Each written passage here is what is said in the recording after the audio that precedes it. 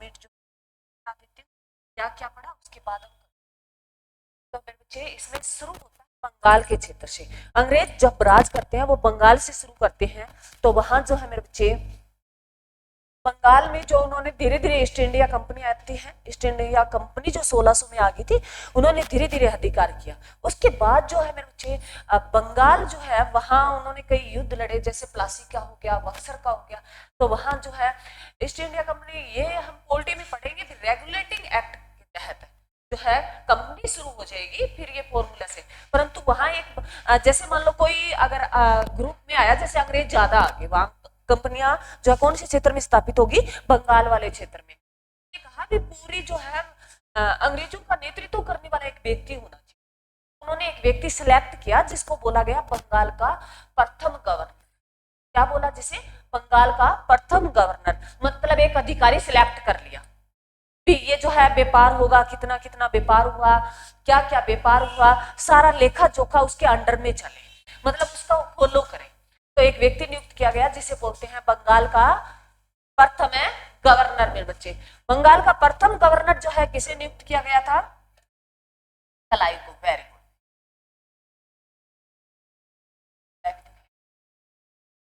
बंगाल का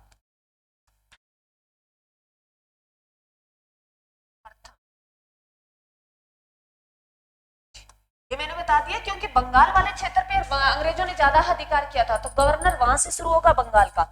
जो है मेरे बच्चे कौन बना था? कलायु बना था। कलायु बना मेरे बच्चे, ये 57 से 60 रहेगा कलायु। ये 1757 और 57 से ये 60 रहेगा, और उसके बाद कलायु मेरे बच्चे 1765 से ये 67 रहेगा। 2 बार ये गवर्नर बना। किसका?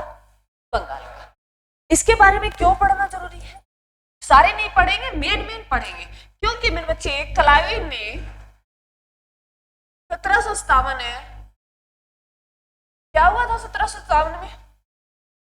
हाँ जी, 1757 में प्लासी की लड़ाई,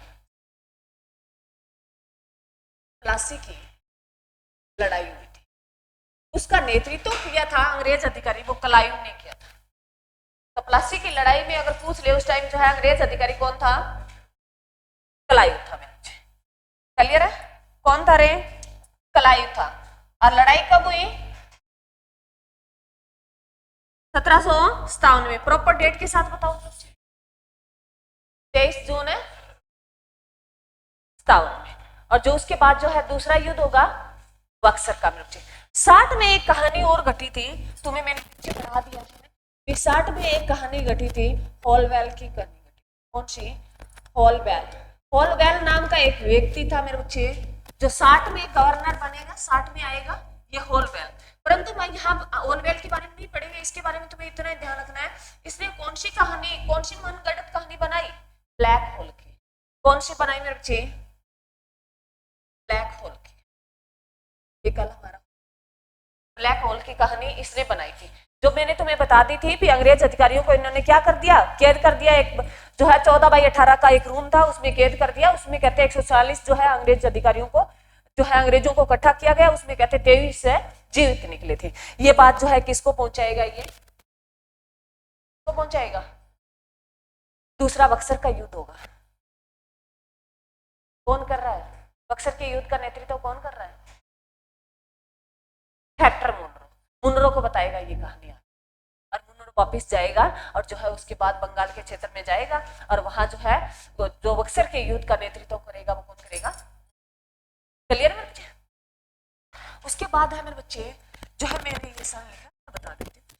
उसके बाद 1765 में ये आएगा। अब सुनो, तो मैं लिख देती हूँ, परंतु इसके टाइम कलायु था, परंतु कलायु उस टाइम क्या नहीं था? गवर्नर नहीं था। तो मेरे बच्चे 1764 में क्या हुआ? बक्सर का युद्ध। क्या होता है? बक्सर का युद्ध। बक्सर के युद्ध के बाद पूरे बंगाल क्षेत्र में जो है मेरे बच्चे किसका? अंग्रेजों का राज हो जाएगा। किसका राज हो जाएगा? अंग्रेजों का। इस बक्सर के युद्ध के बाद जो है मेरे बच्चे जो है एक संधि होती है 1765 में। कौन सी मेरे बच्चे? इलाहाबाद की, कौन सी मेरे बच्चे, इलाहाबाद की संधि। इलाहाबाद की संधि कराने वाला कौन था, रॉबर्ट क्लाइव था। इलाहाबाद की संधि कराने वाला कौन था, रॉबर्ट क्लाइव था। उन्होंने इसको बुलाया और कहा भी संधि, तो इलाहाबाद की संधि। क्लियर बच्चे, यहाँ तक किसी बच्चे को कोई दिक्कत हुई? अब सुनो मेरे बच्चे, एक इसके बारे में और लिख लो, ये 3-4 बातें थी, ये याद रखना। उसके बाद है मेरे बच्चे, कहता है भी ऐसा ऐसा क्वेश्चन आया है भी ऐसा गवर्नर है जिसे महाभियोग द्वारा हटा, क्लाइव था।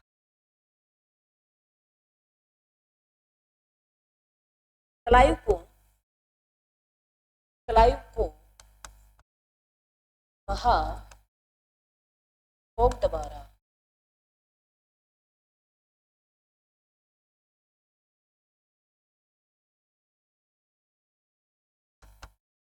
या तुमसे सीधा क्वेश्चन पूछ सकता है कि ऐसा गवर्नर जिसके ऊपर महाभियोग लाया गया, तो कौन था, क्लाइव था। एकमात्र ऐसा गवर्नर है जिस पर क्या लाया गया, महाभियोग लाया गया, कौन था मेरे बच्चे, क्लाइव था। क्लियर? अब लिखो मेरे बच्चे, नेक्स्ट लिखो, दूसरा गवर्नर वॉरेन हेस्टिंग। आज मैं तुम्हें डीपली कोई चीज नहीं पढ़ाऊंगी, नहीं तो ये कंप्लीट नहीं हो।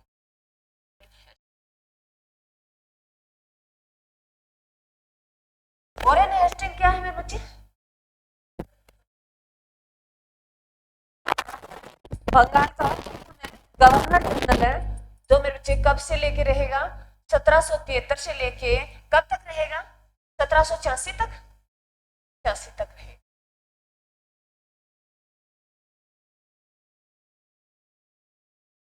बंगाल का अंतिम गवर्नर, गवर्नर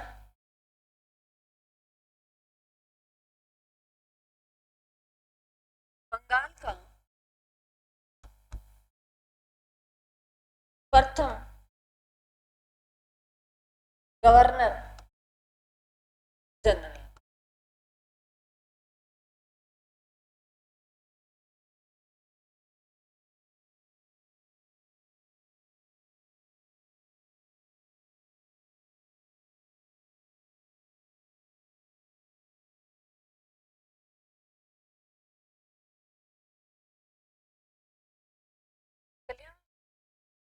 देखिए इसके बाद इसने मेरे बच्चे तो कहते हैं भी वॉरेन हेस्टिंग ने जो है ये 73 से आया, 73 में क्या आया था, कल मैंने तुम्हें बताया, एक एक्ट आया था मेरे बच्चे, मोस्ट इंपोर्टेंट है, एक्ट कौन सा था, वेरी गुड, देख लो 1773 में रेगुलेटिंग एक्ट आया था, रेगुलेटिंग एक्ट आया था 1773 में, एग्जाम में बहुत बार। इसी के तहत मेरे बच्चे बंगाल के गवर्नर को क्या बनाया गया, गवर्नर जनरल बनाया, ये ध्यान रखना मेरे बच्चे, जो है इसी के तहत बंगाल के गवर्नर को क्या बना दिया गया था, गवर्नर जनरल। ठीक है, क्वेश्चन ये तुम कॉमन सेंस से करोगे, ये बातें तुम लिखना चाहो तो लिख लो अपने, मैंने तो तुम्हें बता दिया है भी रेगुलेटिंग एक्ट आया 1773 में, ये कंपनी रूल शुरू हो जाएंगे, इधर से क्या शुरू हो गया, अब कंपनी रूल शुरू हो गए, और जो है उसके बाद जो है बंगाल के गवर्नर को अब पद बड़ा कर दिया, उसका गवर्नर जनरल कहा जाए। ठीक है, अरे क्लियर है, इसी रेगुलेटिंग एक्ट के तहत है, और जो है गवर्नर कौन था, वॉरेन हेस्टिंग था, और 1774 में किसकी स्थापना की गई, सुप्रीम कोर्ट की स्थापना की गई, किसकी स्थापना की गई, सुप्रीम कोर्ट की स्थापना की गई। और कैसे कहते हैं भी वॉरेन हेस्टिंग ने जो है जो है नवेद शासन प्रणाली किसने लगाई, प्रणाली शुरू किसने की थी, क्लाइव ने, इसने समाप्त कर दी, वो लिख लेना वहां, जो है मैं वहां ऐड करा देती हूँ, क्योंकि क्लाइव ने द्वैध शासन, ये इलाहाबाद की संधि होगी तो द्वैध शासन प्रणाली लागू करेगा, द्वैध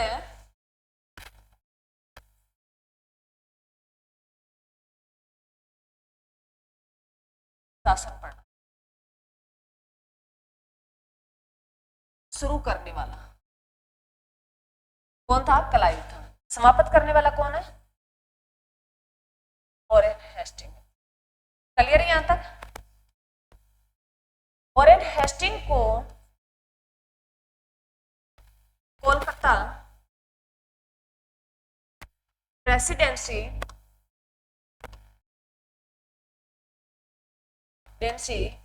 का अध्यक्ष नियुक्त किया, का अध्यक्ष नियुक्त किया गया था।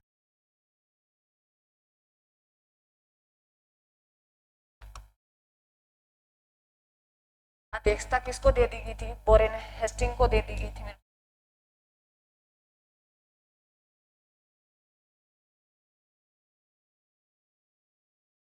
इसने मेरे बच्चे एक जो है सोसाइटी की स्थापना की थी 1784 में। लिखो, एशियाटिक सोसाइटी ऑफ बंगाल की स्थापना की। वॉरेन हेस्टिंग ने 1784 में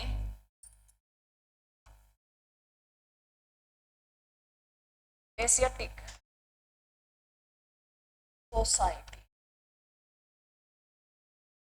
सोसाइटी ऑफ बंगाल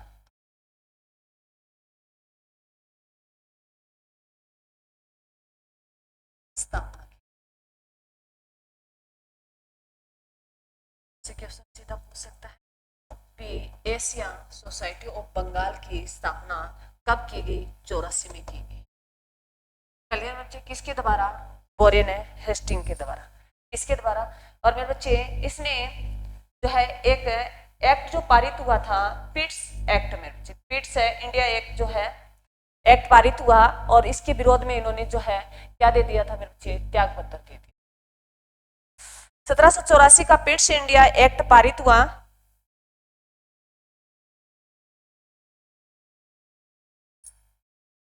का पिट्स इंडिया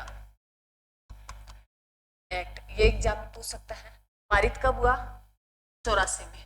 इसकी वजह से इसने त्याग पत्र दे दिया था। ये मत कहना मैडम 84 में हुआ है, 86 में इन्होंने त्याग पत्र दिया है पिट्स एक्ट के बाद।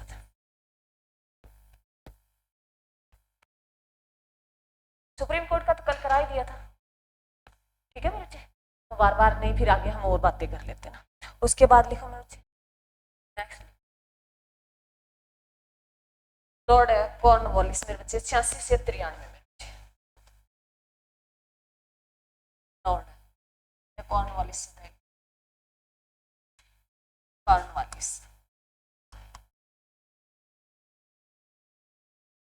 ये 1786 से 93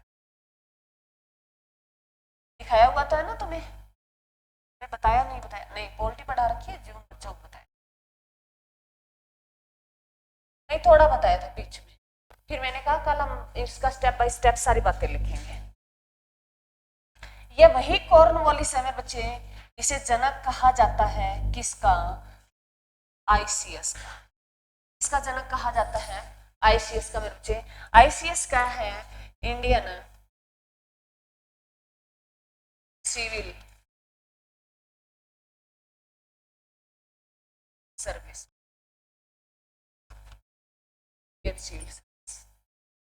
ये जनक किसे कहा जाता है? कॉर्नवालिस को। स्टार लगा लेना, एग्जाम में पूछा जाता है। इंडियन सिविल सर्विस की स्थापना इन्होंने की थी मेरे बच्चे 21 अप्रैल 1793। 21 अप्रैल 1793 को इसने की स्थापना की थी। लेकिन बच्चे दास जो व्यापार पर रोक लगाई थी वो भी इसने लगाई थी। इसका क्या बताऊं मेरे बच्चे, ये मैंने तुम्हें एक दिन पहले पढ़ा दिया था, पॉलिटी में हम इसको पढ़ लेंगे डीपली। ठीक है, 21 अप्रैल को मैंने बता दिया था तुम्हें। 21 अप्रैल को कौन सा डे मनाया जाता है?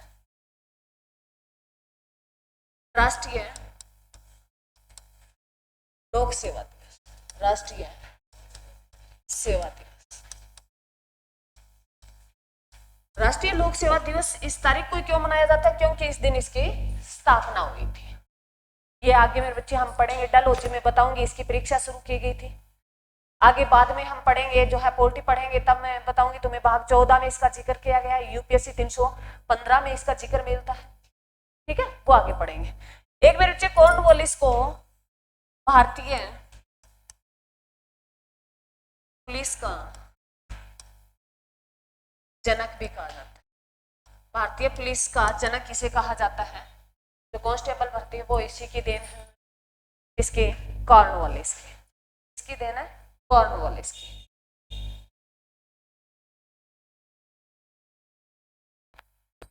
उसके बाद जो है मैंने इसने क्या कर दिया था, दास व्यापार, दास है व्यापार पर रोक लगा दी थी।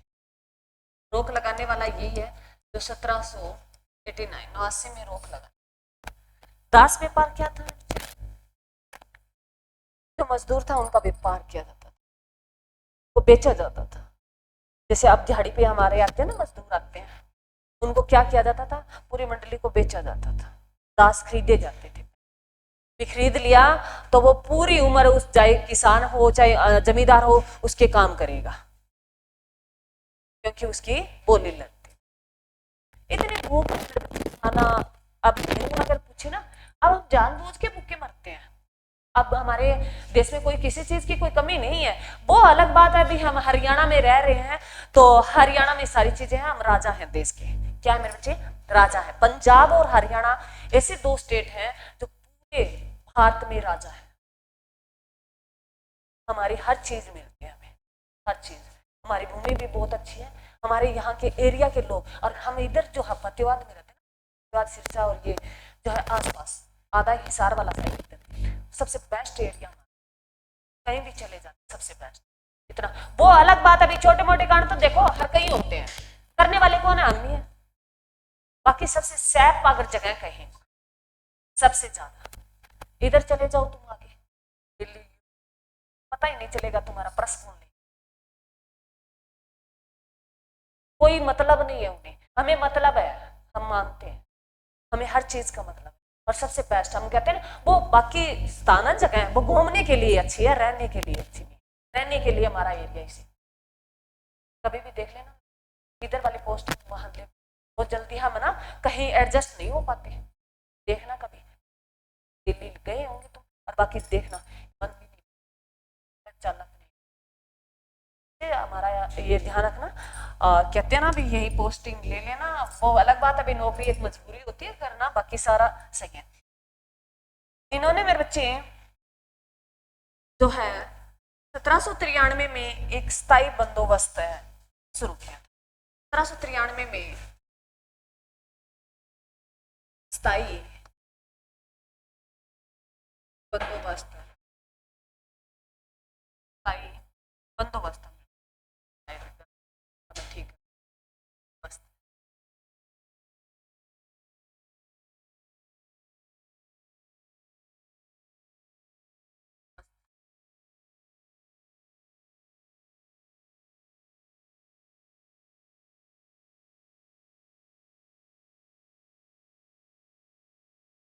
लगा लेना, मोस्ट इंपोर्टेंट है। पूछेगा स्थायी बंदोबस्त लागू कब किया गया? 1793 में। उस टाइम जो है गवर्नर कौन था? गवर्नर जनरल कौन था? कॉर्नवालिस। कौन था मेरे बच्चे? कॉर्नवालिस। क्लियर है? स्थायी बंदोबस्त क्या था मेरे बच्चे? इसे जमींदारा व्यवस्था भी कहते हैं। इसे क्या बोला जाता है? जमींदारा व्यवस्था भी, या जमींदारा बंदोबस्त भी कहा जाता है। दोनों बातें लिख लेना, व्यवस्था भी कहा जाता है या जमींदारा बंदोबस्त भी कहा। ये टैक्स था मेरे बच्चे, एक प्रकार का क्या था? टैक्स था। ये स्थायी बंदोबस्त कहाँ लागू हो सकता है? आपका ओपिनियन क्या कहता है? मैंने पढ़ रखा, कई बच्चे हैं तो तुम्हारा जैसे अभी मैं पढ़ा रही हूँ तुम्हें, ये कॉमन सेंस के क्वेश्चन होते हैं। अभी तक हम कहाँ ही है, बंगाल वाले में पढ़े हैं, वही गवर्नर बन रहे हैं। अभी भारत का नहीं बना ना, तो ये ध्यान रखना मेरे बच्चे, जब तक बंगाल का है तो बंगाल वाले क्षेत्र में एक्टिविटी हो रही है, उसके आसपास के बंगाल वाला क्षेत्र में क्या आता है, बंगाल में बिहार आ जाता है, ओडिशा आ जाता है वर्तमान का, और जो बंगाल वेस्ट बंगाल और बांग्लादेश वाला क्षेत्र आ जाता है, उस जो है इधर बिहार से बात करें मुझे झारखंड और छत्तीसगढ़ वाला एरिया भी उसमें आता है, ये ध्यान रखना मुझे, ठीक है। तो तुम्हें अगर मान लो सपोज करो मैं तुम्हें बताती हूँ क्वेश्चन कैसे सोल्व किया जाता है, सारी बातें नहीं पढ़ी ना याद रहती, तो मेरे बच्चे जैसे आ गया कोई क्वेश्चन आ गया गवर्नर का पूछ लिया, तुम्हें पता ये बंगाल का चला तो बंगाल के आसपास वाले एरिया में शुरू, भारत का शुरू हो जाएगा ना तब पता चलेगा भी कहाँ होंगे। तो ये स्थायी बंदोबस्त हुआ है तो ये कोई क्षेत्र में लागू होगी, हाँ बंगाल में शुरू की। बंगाल में कौन कौन सा क्षेत्र आता है, उड़ीसा आता है, वर्तमान का उड़ीसा आता है, और नीचे बिहार आता है। बंगाल में दोनों बंगाल आ गए, वेस्ट बंगाल आ गया और बांग्लादेश आ गया, क्लियर है। तो तुमसे क्षेत्र पूछ सकता है, और ये क्षेत्र तो जो था मेरे बच्चे कितने परसेंट क्षेत्र था,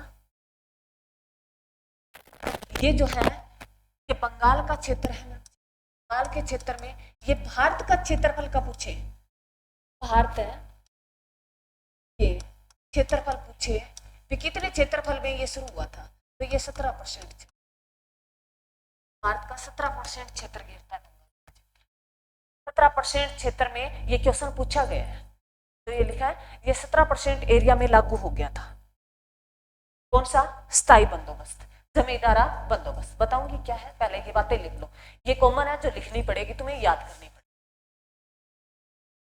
इसमें क्या होता था मेरे बच्चे, अब सुन लो, लिख लिया तो नोट कर लिया ना, तब अब सुन लो, जमींदारा या जमींदारी व्यवस्था है, बंदोबस्त है, एक ही बात है, स्थायी बंदोबस्त।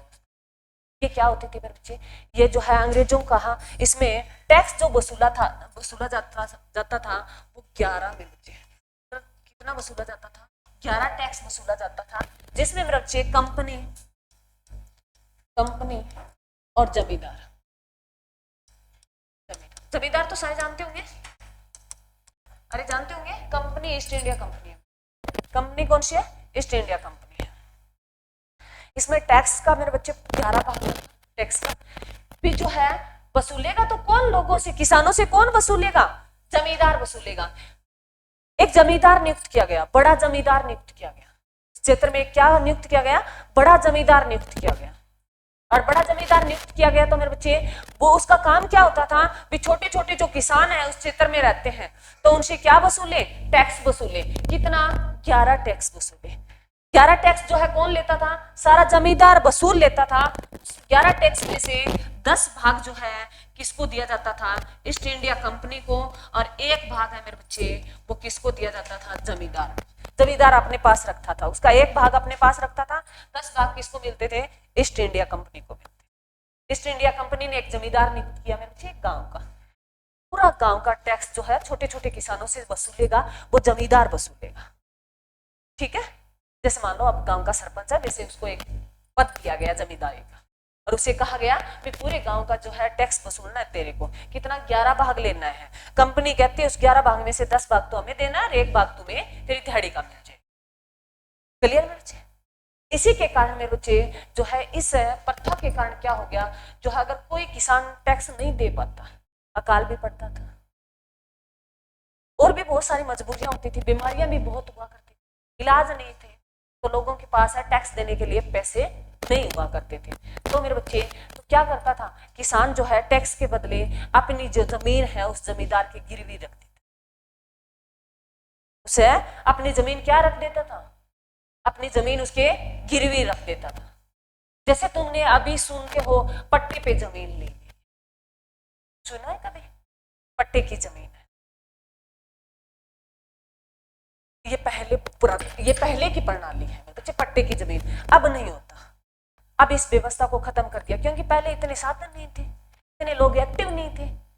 जैसे गांव में जो है अगर गांव में छोटे किसानों को शादी करनी पड़ जाती थी तो वो जमींदार के पास आता था पैसे लेने, अब बैंक के पास जाते हैं, जमींदार के पास जाते ही नहीं, कोई जमींदार कितना बड़ा रही, क्योंकि हमें पता चल गया भाई बैंक सस्ता देता है, उस टाइम पता नहीं था। पूरे गांव का सोना बड़े बड़े किसानों के पास, बड़े बड़े जमींदारों के पास, तुमने देखा होगा अभी भी हमारे गांव में कहा जाता है भी किसी के नंबरदार होता है, किसी का बड़ा किसान होता है, कहा है भी ये ब्याज देते थे टाइम पहले, आज जो कहते हैं ना बैंक तो 1% ब्याज लेता है, और जमींदार 5-5% ले लेते हैं, बड़े बड़े जमींदार जो जाने माने, क्योंकि उनको 5% क्यों लेते हैं, क्योंकि उनके पास पैसे की कोई कमी नहीं है और वो तुरंत पैसा देंगे बिना कागज कार्रवाई। छोटे किसानों को तुरंत अब बड़े जमींदार क्या देंगे।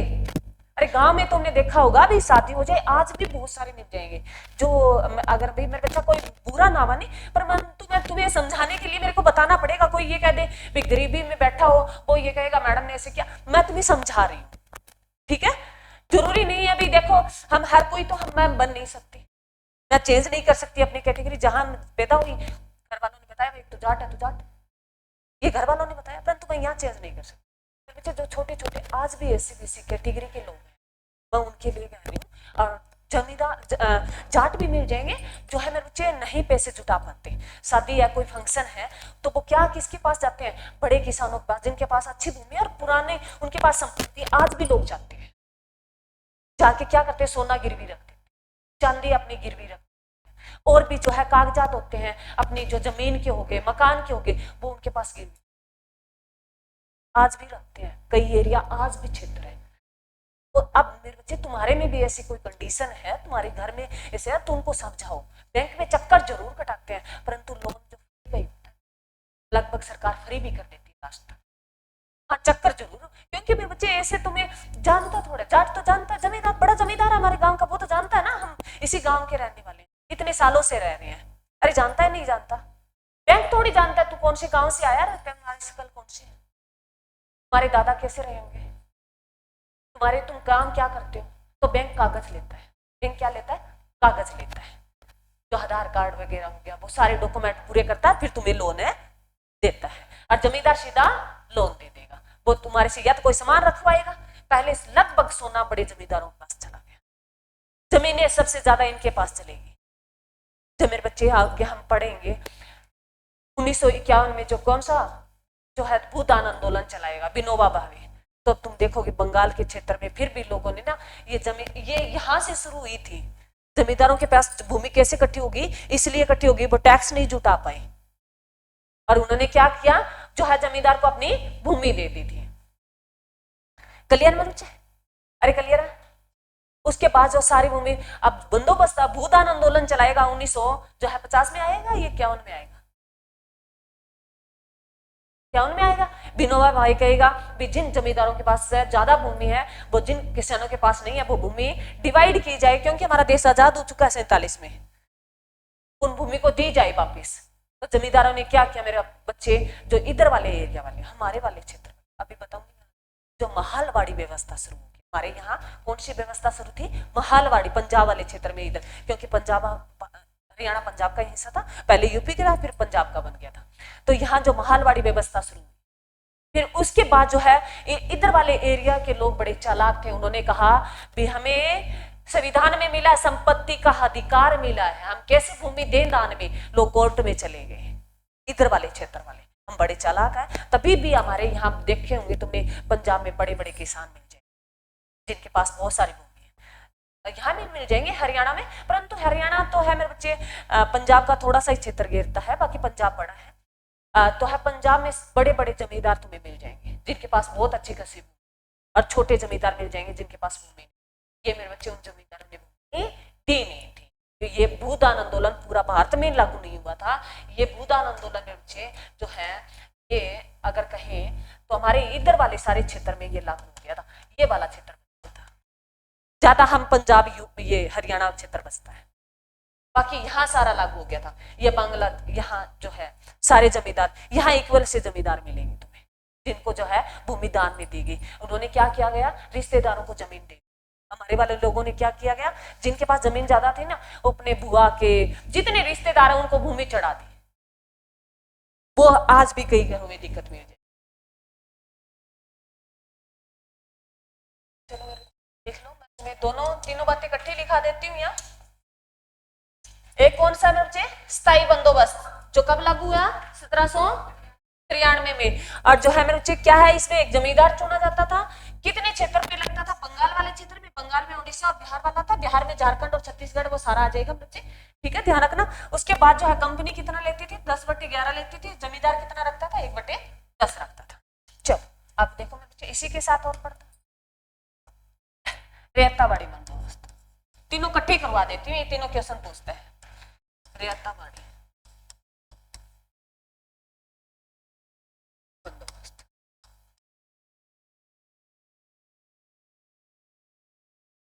ये रेताबाड़ी बंदोबस्त था ना मेरे बच्चे, ये 2 बार लगा है, एक 1792 में लगा है, एक बार जो है ये 1800, 2 बार टाइम पीरियड है। और जो है अगर पूछे रेताबाड़ी बंदोबस्त था तो इसमें 2 व्यक्ति हैं, एक मुनरो एक रीड है, एक रीड नाम का व्यक्ति, 2 व्यक्ति हैं, एक मुनरो है एक रीड है। ये जो है मेरे बच्चे, ये रेताबाड़ी बंदोबस्त था, इसमें क्षेत्र आता है मद्रास वाला, मुंबई वाला, मुंबई, मुंबई, मद्रास, मुंबई, और जो है इसमें असम का क्षेत्र भी था, असम इसमें था, असम वाला। ये जो क्षेत्र घेरता था भारत का, भारत भारत का क्षेत्रफल का 51% था। ये क्षेत्रफल का कितना क्षेत्र घेरता था, 51% घेरता था। क्वेश्चन आया रेताबाड़ी जो है कहाँ कितने क्षेत्र पर लगी हुई थी, 51%।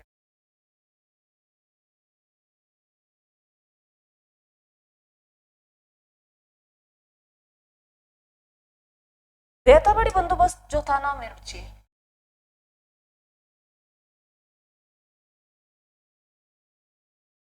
ये किसानों से सीधा का टैक्स वसूल, किसानों से सीधा टैक्स वसूल।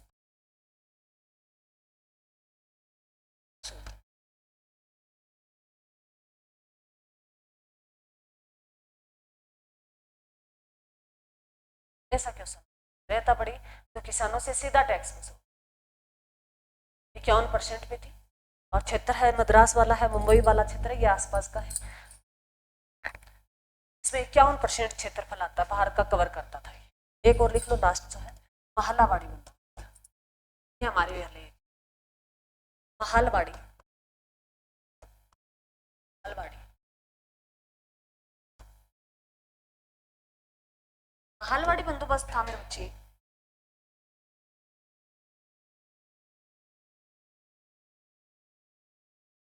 ये 1833 में, 20 में ही आ गया था, 19 में कई बार कई बुक्स तुम्हें 1819 दिखाई, 33 तक दिखाई। ये रहा था मेरे बच्चे भारत के क्षेत्रफल का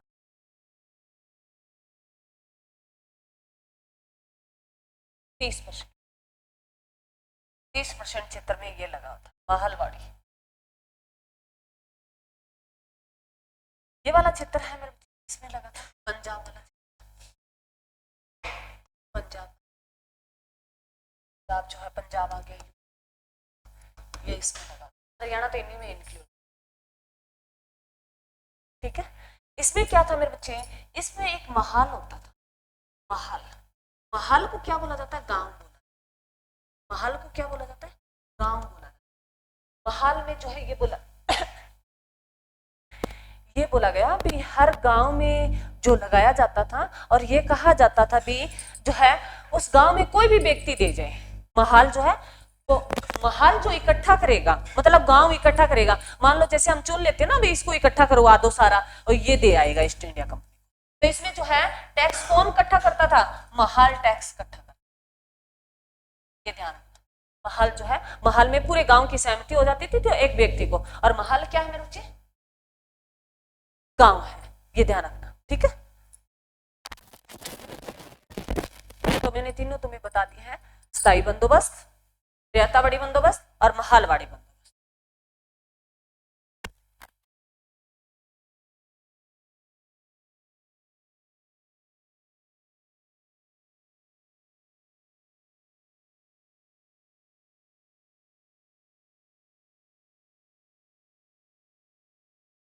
इसमें पूछे मैकेंजी था, देखा नहीं ना मैंने,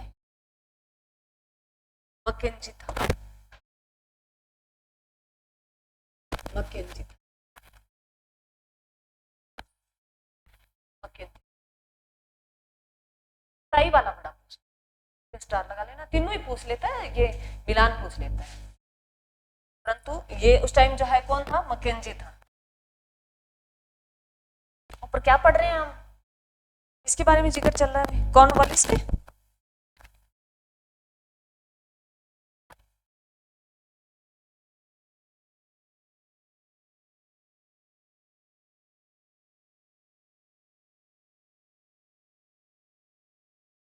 एक कॉर्नवालिस के बारे में एक क्वेश्चन और आता है बच्चे, इसकी जो समाधि है ना वो गाजियापुर में है।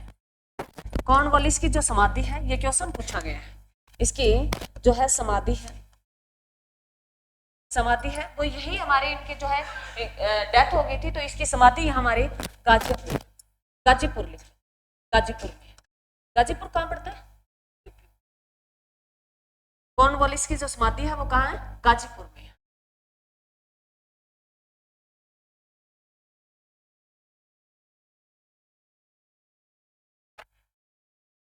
उसके बाद लिखो मेरे बच्चे लॉर्ड वेल्जली ने बच्चे, जो 98 से 1805, लॉर्ड वेल्जली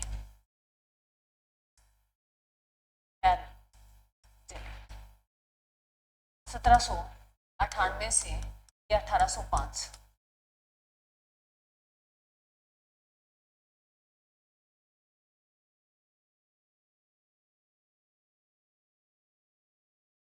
एक मेरे बच्चे, मैंने तुम्हें बताया था ये जो है चौथा कौन सा युद्ध पढ़ाया, आंग्ल मैसूर युद्ध पढ़ाया था, तब मैंने बताया था वहां का नेतृत्व किसने किया था, वेल्जली ने। उसकी जो संधि हुई थी उसमें जो संधि करवाने वाला कौन था, वेल्जली। अब जब वही बातें रिपीट हो रही है मुझे, लॉर्ड वेल्जली क्या हो गया कि वेल्जली, यह है पीछे मैंने तुम्हें करवा दिए हैं सारे, जिसमें कौन सा चौथा मेरे बच्चे आंग्ल है मैसूर युद्ध में, कोई बच्चा बता सकता है, चौथा आंग्ल है मैसूर। तभी तो मैंने कहा है मेरे बच्चे ये बातें तुम्हें हर बार रिपीट होगी, मैसूर।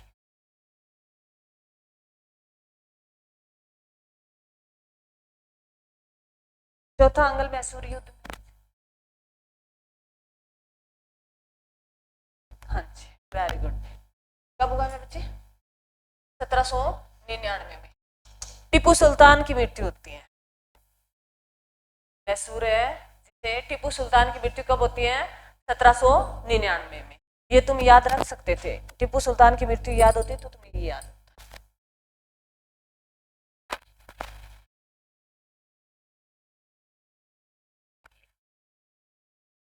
द्वितीय आंग्ल मराठा युद्ध में ये बता दो, ये तो अभी का ही है करंट। द्वितीय आंग्ल है मराठा युद्ध 1803 से ये 5 तक, ये तो कल ही करवाया मैंने, मराठा वाला कल करवाया नहीं, हाँ जी।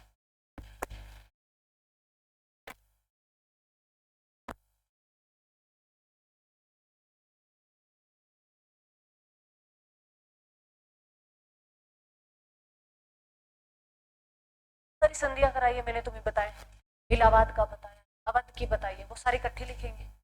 वेल्जली ने, मैंने तुम्हें पढ़ा रही थी, मैंने अवध और हैदराबाद तुम्हें करा के आई, उस टाइम मैंने बताया था ये वेल्जली व्यक्ति को याद रखना, और उस टाइम मैंने शायद इकट्ठी भी लिखाई थी, वो आज मैं तुम्हें इकट्ठा लिखाने का काम करूँ। लिख लिया बच्चे, देख लिया, देखो बच्चे वेल्जली ने जो है कॉलेज की स्थापना की है मेरे बच्चे, फोर्ट विलियम कॉलेज मेरे बच्चे कोलकाता में स्थापित किया है इन्होंने 1800 में, फोर्ट विलियम कॉलेज स्थापना वेल्जली ने किया 1800। ये फोर्ट विलियम कॉलेज जो है मेरे बच्चे कोलकाता में, कोलकाता में स्थित, क्योंकि अभी तक कोलकाता सारी बात बंगाल की चल रही है, 5 तक 33 तक चलेगी, फिर भारत बन जाए, भारत का गवर्नर,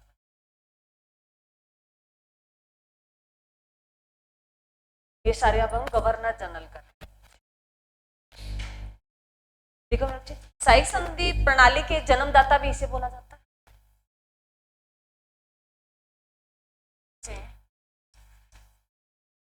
सहायक संधि प्रणाली के जन्मदाता बोला जाता है। इसमें सहायक संधि प्रणाली के जन्मदाता बोला जाता है किसको? बेल्जली को। इसने कौन कौन सी सहायक संधि के तहत है जो है क्षेत्र को मिलाने का काम किया था अंग्रेजी साम्राज्य में? लिखो, इलाहाबाद की संधि। इलाहाबाद में बच्चे कब मिलाया बताओ? बताया तुम्हें 1798 में। अवध मेरे बच्चे, ये मैंने तुम्हें लिखा दिया है मेरे बच्चे, यहाँ तो मैं इकट्ठा कर रही हूँ। 1801 में मेरे बच्चे। उसके बाद लिखो तंजौर को, तंजौर को 1799 में। उसके बाद लिखो अवध को 1801 में हो गया। मैसूर को हो गया, मैसूर 1799 में। उसके बाद इसने मिलाया था पेशवा को, पेशवा को 1802 में। उसके बाद इन्होंने मिलाया जो मैंने कल तुम्हें बताया, मराठा साम्राज्य कब बिखर जाएगा?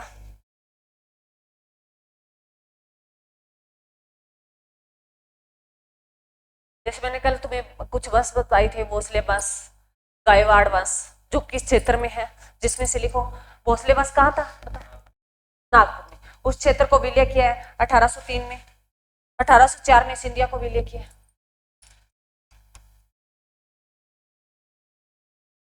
देखो 1803 में मिला सिंधिया को। सिंधिया किस क्षेत्र में पड़ता था? यूपी में। इसको 1804 में इस सहायक संधि के तहत अंग्रेजी साम्राज्य में विलय कर लिया था इनको। ये सारी मैंने सहायक संधि के तहत जितने भी साम्राज्यों को विलय किया वो सारा इकट्ठा लिख दिया। ये अब तुम्हारे से जो पूछेगा मेरे बच्चे, इलाहाबाद की सहायक संधि, इलाहाबाद की संधि जो अब जो ऊपर पढ़ के आए वो कौन सी थी? 65 की थी। वो किसकी थी? किस टाइम हुई है? किसने कराई? इलाहाबाद की मेरे बच्चे। कलायू ने कराई है मेरे बच्चे, कलायू में पढ़ के आए अभी इलाहाबाद में। उसमें द्वैध शासन प्रणाली, बाद में वो खत्म कर देता है बोरेन हेस्टिंग, फिर ये दोबारा शुरू हो जाएगा। बेल्जली के द्वारा इतने क्षेत्रों को मिलाया गया, जिसमें इलाहाबाद को मिलाया गया। इन क्षेत्रों को अंग्रेजी साम्राज्य में विलय कर लिया गया था इस टाइम में।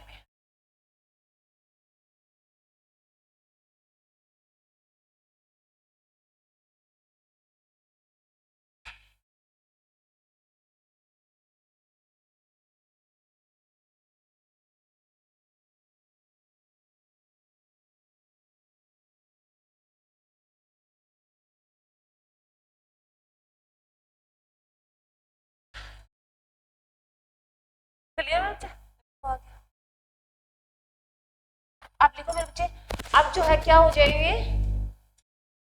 बंगाल के गवर्नर जो मेन थे, जिनके टाइम में मेन काम हुए वो मैंने लिखा दिया। अब भारत के गवर्नर जनरल आ जाएंगे। अब हम लिखेंगे भारत के गवर्नर जनरल। सारे नहीं लिखेंगे, मेन जो है जिन्होंने कुछ काम किए हैं और पूछे जाते हैं एग्जाम में। तो अब तुम बता दो मेरे बच्चे, ये क्वेश्चन तो मैंने तुम्हें करा दिया है। बंगाल के भारत सॉरी अब बंगाल के जो है खत्म हो गया। भारत का प्रथम, भारत का नहीं लिखा क्या, का लिख देना। भारत का प्रथम है गवर्नर जनरल, मैं डबल जी से लिख रही हूँ, ध्यान रखना, मैंने ऊपर लिख दिया। भारत का गवर्नर जनरल कौन था प्रथम? कौन था? William Bentinck. विलियम बेंटिक कब बना?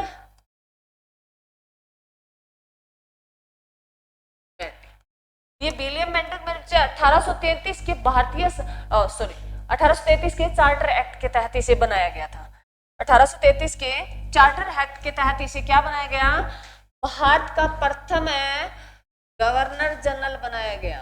1833 के चार्टर एक्ट के तहत इसे भारत का प्रथम गवर्नर जनरल बनाया गया।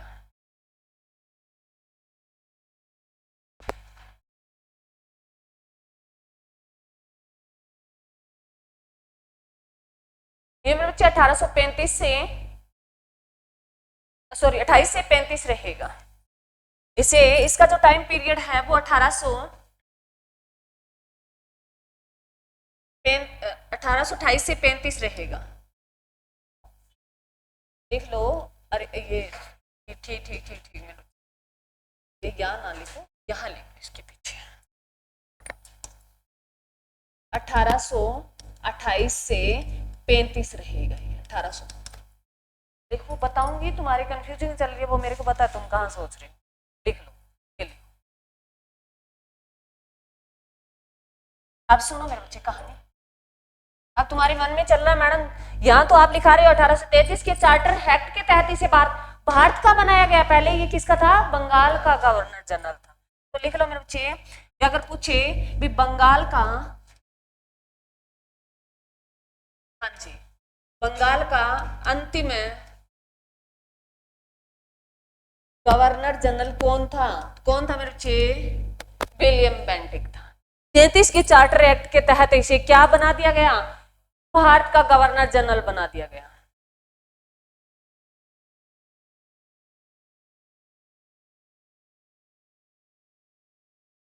क्लियर बच्चे? अरे क्लियर है? इसी के तहत इसी ने जो है चार्टर एक्ट पारित किया था बच्चे। सुन लो अभी जो है ये मैं तुम्हें कहाँ पढ़ाऊंगी? पोल्ट्री में पढ़ाऊंगी। तब तुम्हें ये पूछूंगी जो है 1833 का चार्टर एक्ट जो पारित किया था वो इसी ने किया है, क्योंकि वो उस टाइम क्या था? बंगाल का अंतिम जो था गवर्नर जनरल था। उस टाइम बंगाल का गवर्नर जनरल था। बाद में उसने पोस्टिंग चेंज कर ली।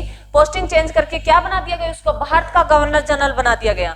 तो ये बात है, इसी के चार्टर एक्ट जो है 1833 का इसने ही पारित, इसी के टाइम में पारित हुआ था। ये ध्यान रखना। इसने क्या किया मेरे से आते, इसी जो है चार्टर एक्ट के तहत है अंग्रेजी भाषा को या इंग्लिश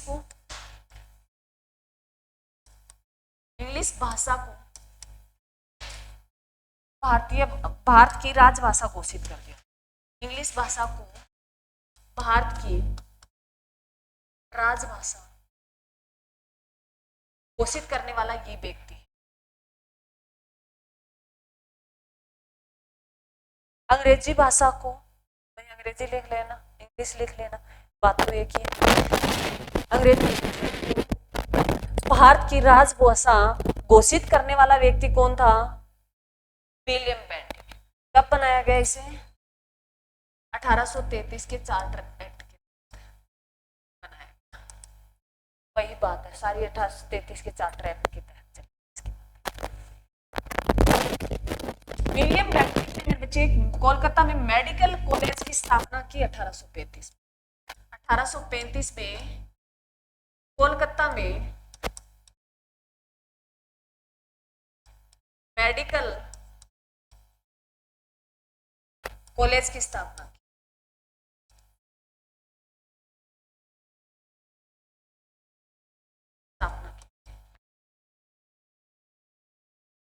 इसी के टाइम में ही मेरे बच्चे विलियम बेंटिक के अगर पूछे सती प्रथा पे रोक लगाई, प्रथा पे रोक लगाई 1829 में, लागू 30 में हुई थी। सती प्रथा पर रोक लगाने वाला भी कौन था? William Bentinck. किसके साथ मिलके? राजा राम मोहन राय के साथ। किसके साथ है? राजा राम मोहन राय के साथ। सती प्रथा पर रोक लगाने वाला, ठगी प्रथा का अंत करने वाला 30 में किया, और शिशु बालिका वध की समाप्ति उन्होंने 1830 में की।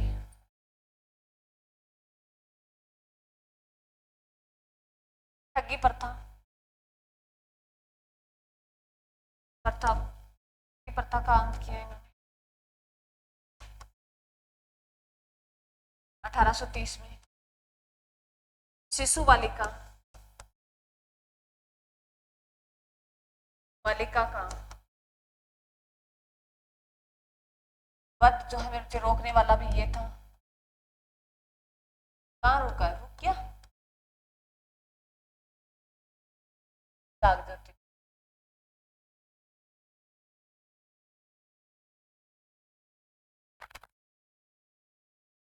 एक और लिखो।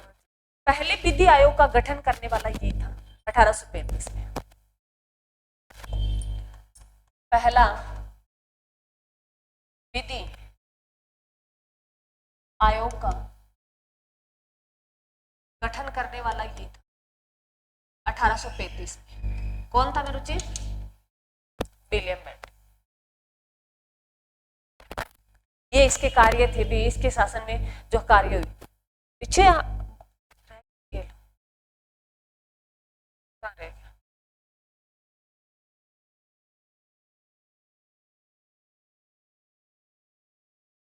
तो ये इन्होंने काम किया था मेरे से। और सती प्रथा का जिन बच्चों ने नहीं लिख रखा वो लिख लेना। मैं विलियम बेंटिक के साथ कौन मिला था? राजा राम मोहन राय मिला था।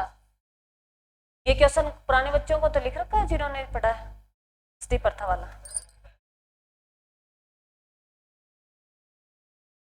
इसके बाद में आगे पढ़ेंगे, यहाँ बस इसकी बातें करेंगे। मैंने तुम्हें बताया भी आगे जो है यहाँ सारी बातें करने लग गई तो फिर ये टॉपिक नहीं होगा। आगे लिखो मेरे बच्चे, लॉर्ड डलहौजी। मेरे बच्चे लॉर्ड डलहौजी है जो मेरे बच्चे 1848 से 56 तक रहेगा।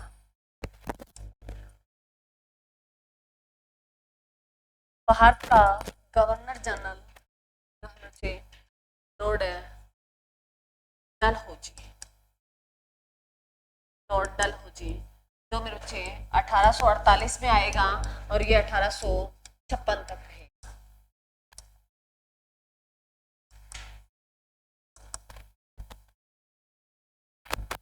48 में आएगा 56 तक। बस इसका और पढ़ लेते हैं, कई बच्चों को नींद आने लगी।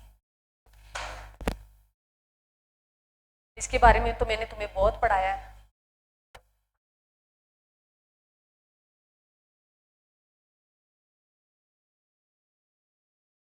देखो द्वितीय जो है आंग्ल सिख युद्ध हुआ था वो कब हुआ था बताओ टाइम? मैं लिख रही हूँ। कहते हैं ना हमने पढ़ा है पीछे, ये बातें मैंने सारी कंप्लीट करा रखी है, बस यहाँ तो इकट्ठा करने का काम कर रही हूँ। 48-49 में होगा। पेज पीछे अब पलटे जा रहे हैं।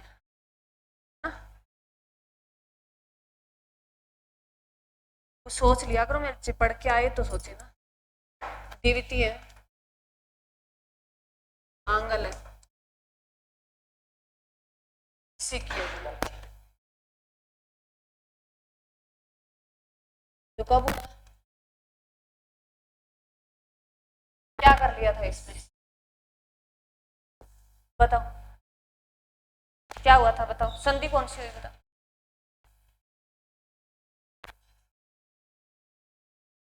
दो ही हुए थे सिख युद्ध, दो ही हुए थे मेरे बच्चे। ये अंतिम हुआ तो पूरा पंजाब को विलय कर लिया इसने।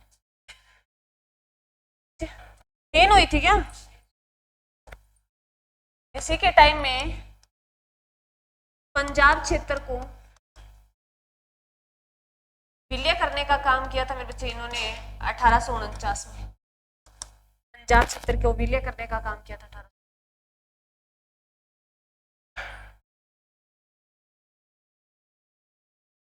मराठा 3 हुए, मैसूर 4 हुए थे, सिख 3 हुए, 2 हुए राम करो।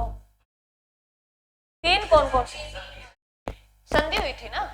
हाँ संधि बताइए 3 मेरे बच्चे। तो तभी मैंने सोचा कहीं मैं ना भूल गई, क्योंकि जरूरी नहीं होता अभी टीचर के सारी याद रहे, क्या पता कुछ भूल गई। मेरे को इतना बताया मैसूर 4 हुए थे, मराठा 3 हुए थे और सिख 2 हुए थे। तो तभी तो विलय हुआ है ना 49 में पंजाब का क्षेत्र। थोड़ा कॉमन सेंस भी कई बार यूज की जाती है, सारे सन याद नहीं रहते। ठीक है। दूसरा मेरे बच्चे पहली रेलवे लाइन बिछाने वाला व्यक्ति भी इसी के शासनकाल में बिछी है। भारत में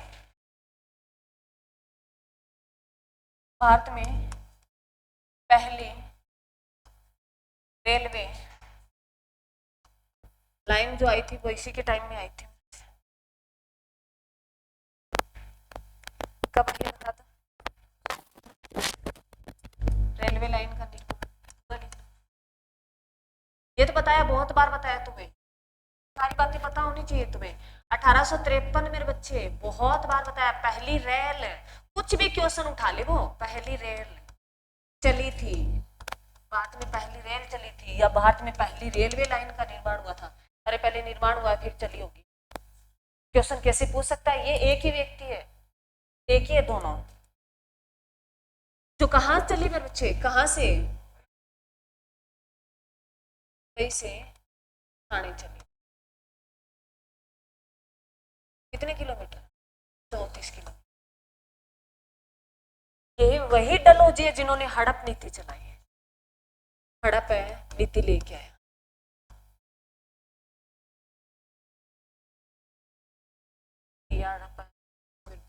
हड़प नीति, हड़प कौन सी? हड़प नीति में, हड़प नीति क्या थी? इन्होंने कहा भी जिस साम्राज्य का कोई उत्तराधिकारी नहीं है उस साम्राज्य को किसमें प्लस किया जाए? अंग्रेजी साम्राज्य में विलय किया जाए।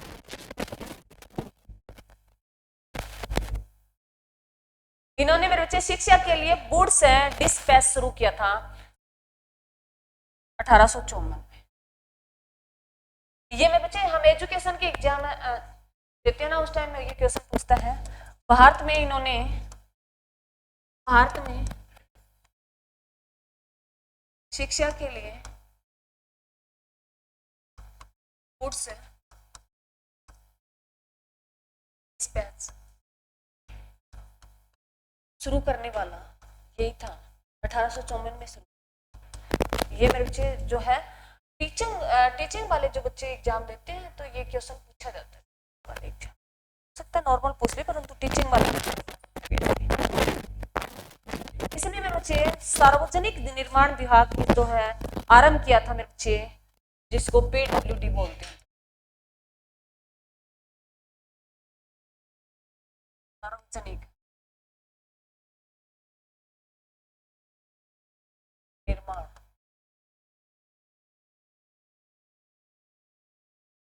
PWD का आरंभ करने वाला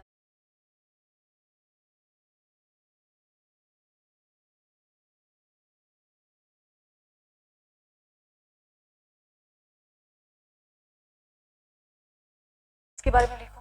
लोक शिक्षा जो है मैंने बताया तुम्हें, ICS की शुरुआत किसने की थी? कॉर्नवालिस ने। और इसकी परीक्षा शुरू करने वाला यही था। देखो ये वहां मैंने लिखा दिया था। लोक है, लिख लो बच्चों पूरी लाइन। शिक्षा विभाग की स्थापना, लोक शिक्षा विभाग की स्थापना भी इसने की थी, की थी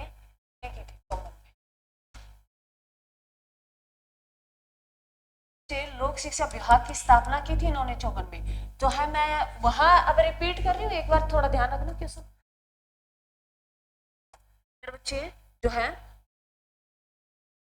ICS जो है जिसकी शुरुआत कब हुई है 1793 में, इसके लिए परीक्षा शुरू करने वाला डलहौजी था। जो कहाँ करवाई गई? लंदन में। कहाँ करवाई गई? लंदन में करवाई गई। उसके बाद जो है मैंने वहां तुम्हें लिखाया था भी पहला भारतीय परीक्षा देने वाला सुरेंद्रनाथ बैनर्जी था और पहला परीक्षा पास करने वाला सत्येंद्रनाथ टैगोर था। ये पीछे हमारी बात हो चुकी है। पहला भारतीय परीक्षा देने वाला कौन था? सुरेंद्रनाथ बैनर्जी था और पहला भारतीय परीक्षा पास करने वाला सत्येंद्रनाथ बैनर्जी था। और इसी के साथ लिखो मेरे बच्चे, इन्होंने संतारा, जैतपुर जो है उदयपुर, इनका विलय किया था। ये हम कल कर लेंगे, ठीक है, सरायु में है तो ये ध्यान रखना। और भारत में परीक्षा ICS की परीक्षा कब शुरू हुई मेरे बच्चे?